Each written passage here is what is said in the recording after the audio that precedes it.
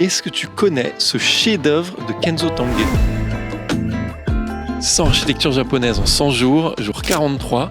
Aujourd'hui, on est à Takamatsu, devant le bureau préfectoral de Kagawa. Alors ici, en 1958, Kenzo Tange signe ce bâtiment qui va marquer le Japon. Dans les années 50, le pays se développe très rapidement.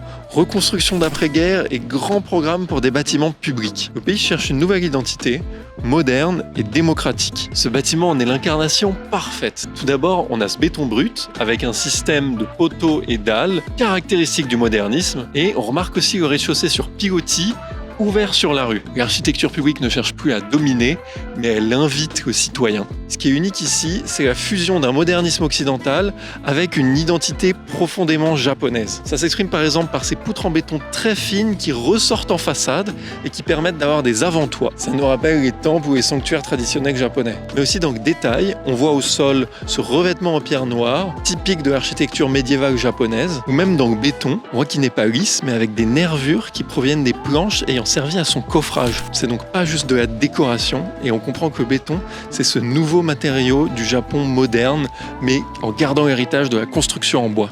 À l'intérieur, on a un grand noyau central décoré de céramique qui contient toutes les circulations et la structure.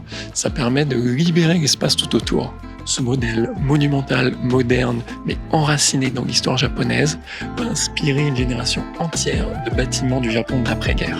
Et voilà, nous on se retrouve au prochain bâtiment. Ciao!